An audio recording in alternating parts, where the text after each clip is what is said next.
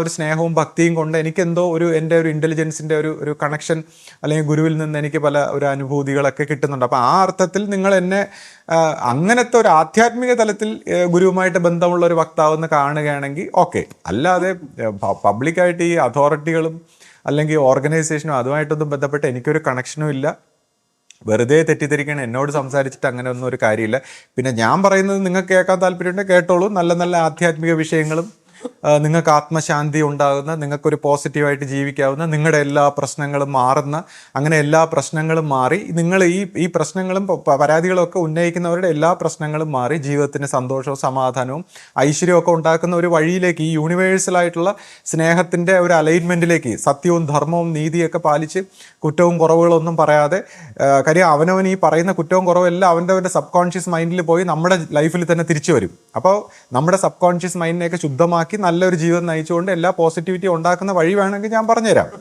അപ്പോൾ അതിനനുസരിച്ച് അത് ഫോളോ ചെയ്യുന്നെങ്കിൽ അത് ഓക്കെ. അല്ലാതെ എന്നടുത്ത് മറ്റു കാര്യങ്ങളൊന്നും സംസാരിച്ചിട്ട് കാര്യമില്ല. പിന്നെ അദ്ദേഹം ഇപ്പം എന്നെക്കുറിച്ചൊക്കെ ഒരുപാട് അഭിപ്രായം, അതായത് എൻ്റെ വിവാഹത്തെക്കുറിച്ചായാലും അവൻ്റെ വിവാഹം ഇന്നടുത്ത് കൊണ്ടുപോയി നടത്തൂ, അല്ലെങ്കിൽ ഇന്നത് ചെയ്യൂ, അല്ലെങ്കിൽ ഇപ്പം തന്നെ അവൻ്റെ വിവാഹത്തിനെ കുറിച്ച് ഉറപ്പില്ല, അവരിനി തെറ്റിച്ച് കളയും, അല്ലെങ്കിൽ അവനെ നിയന്ത്രിക്കുന്നു, അവൻ്റെ ഗതികേട്, എന്നിട്ട് നമ്മൾ രണ്ടുപേരും കൂടെ പൈസയ്ക്ക് വേണ്ടി അവർക്ക് വീട്, അവരുടെ എല്ലാ സൗകര്യങ്ങളും ഒക്കെ ഉണ്ടായി, പൈസയ്ക്ക് വേണ്ടി ഇതെല്ലാം ചെയ്യുന്നു എന്നൊക്കെ പറഞ്ഞ് പല രീതിയിലുള്ള ആരോപണങ്ങൾ, എന്നെ നിയന്ത്രിക്കുന്നതായിട്ടും അങ്ങനെയൊക്കെ പുള്ളി പലതും പറയുന്നുണ്ട്. അത് പുള്ളി നമ്മളെ സൈക്കോളജിക്കലി ഇളക്കാനായിട്ടായിരിക്കുക, അല്ലെങ്കിൽ എന്തെങ്കിലുമൊക്കെ നമ്മളെ കൊണ്ട് തെറ്റായിട്ടുള്ള സംസാരങ്ങളൊക്കെ പറയിക്കാനും പുള്ളിക്ക് പല മനഃശാസ്ത്രങ്ങളും ഉണ്ട്. പക്ഷെ പുള്ളിയുടെ മനഃശാസ്ത്രം എന്താ ആവട്ടെ, എനിക്ക് എൻ്റേതായ ഒരു മനഃശാസ്ത്രമുണ്ട്. അപ്പം ഞാൻ ഇപ്പോൾ അതിൽ പറയുന്നത്, ഇപ്പം എൻ്റെ കാര്യം പറയുമ്പോൾ പുള്ളിക്ക് നമ്മളെക്കുറിച്ചൊന്നും അറിഞ്ഞുകൂടെന്ന് തോന്നുന്നു. അതായത് നമ്മുടെ ഒരു ജീവിതത്തെക്കുറിച്ചോ അല്ലെങ്കിൽ നമ്മൾ എന്ത് തരം വ്യക്തികളാണെന്നോ ഒന്നും അറിയാതെയാണ് നമ്മളെക്കുറിച്ച് ഇത്രയും ബാലിശമായ ആരോപണങ്ങൾ, അതായത് ഈ പൈസയ്ക്കൊക്കെ വേണ്ടി കുറേ കള്ളത്തരമൊക്കെ പറയുന്ന, അല്ലെങ്കിൽ എന്തെങ്കിലും ഈ കപടമായ എല്ലാം തട്ടിക്കുന്ന വെട്ടിക്കുന്ന ഒരു മനുഷ്യ സമൂഹം, അതിനുവേണ്ടി നമ്മളൊക്കെ ഇങ്ങനെ കഷ്ടപ്പെട്ട് പ്രവർത്തിക്കുന്നു എന്നൊക്കെയാണ് അദ്ദേഹം പറഞ്ഞു വെക്കുന്നത്.